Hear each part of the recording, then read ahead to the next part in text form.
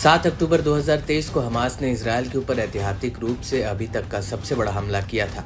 उसके बाद इजरायल ने पहले तो पूरी दुनिया में अपने करीब 4 लाख रिजर्व सैनिकों को लामबंद किया और उसके बाद गाजा के ऊपर जमीनी हमला कर दिया और तब से लेकर अब तक ये युद्ध जारी है। हालांकि इस दौरान इजरायल ने आईडीएफ के कई सैन्य डिवीजन और बटालियनों को गाजा से वापस बुलाया है ताकि उन्हें आराम दिया जा सके।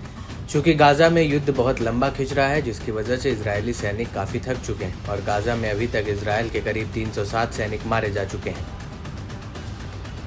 इसी वजह से इजरायली सेना गाजा और उत्तरी फ्रंट पर थकती नजर आ रही है और उसका मनोबल भी गिर रहा है। और अब इन हालातों को ठीक करने के लिए इजरायल ने एक बहुत बड़ा फैसला लिया है। दरअसल इजरायल एक नई रिजर्व डिवीजन की स्थापना करने को लेकर काम कर रहा है, क्योंकि अब आईडीएफ को जंग में हजारों अतिरिक्त सैनिकों की जरूरत है। ये बात हम नहीं कह रहे, बल्कि इजरायल के कई मीडिया हाउस ने इस बात की पुष्टि की है। इसको लेकर आईडीएफ के chief of staff Herzi Halevi ने सरकार को जानकारी दी है।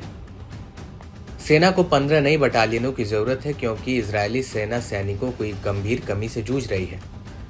इजरायल के आर्मी रेडियो ने भी इस खबर की पुष्टि कर दी है। वहां इजरायल की विपक्षी पार्टी नेशनल यूनिटी के मुखिया और वार कैबिनेट के पूर्व सदस्य बेनी गैंट्स ने भी इस बात पर जोर दिया है कि देश को और सैनिकों की जरूरत है। वहीं इजरायली लेबर पार्टी के प्रमुख यार गोलान ने भी मांग की है कि इजरायल में सैन्य और सुरक्षा सेवा हर किसी के लिए अनिवार्य है।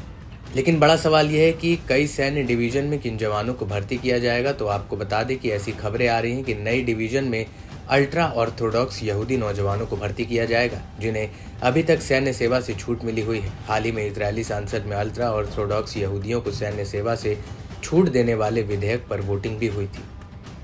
वहीं इजरायली सैन्य रेडियो के मुताबिक व्हाट्सएप पर विज्ञापनों के माध्यम से सेना के भर्ती के लिए युवकों की खोज शुरू की गई, क्योंकि युद्ध को अब 9 महीने होने जा रहे हैं और नए रिजर्व डिवीजन में उन नौजवानों को भर्ती किया जाएगा जिन्हें पिछले बार सेना में भर्ती से छूट दी गई थी। इसका मतलब ये हुआ कि आईडीएफ के प्रमुख ने डिवीजन की बनाने की मंजूरी दे दी है, जिसका नाम डिवीजन 96 रखा जा सकता है, जिसमें धीरे धीरे 5 रिजर्व ब्रिगेड को शामिल किया जाएगा।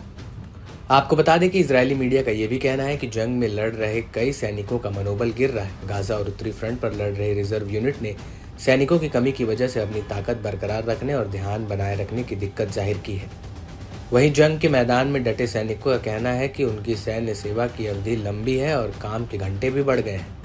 इस बोझ को सहने में भी सैनिकों के साथ भेदभाव किया जा रहा है और यही वजह है कि आईडीएफ के जवान इजरायली सरकार और संसद के ऊपर अपना गुस्सा निकाल रहे हैं।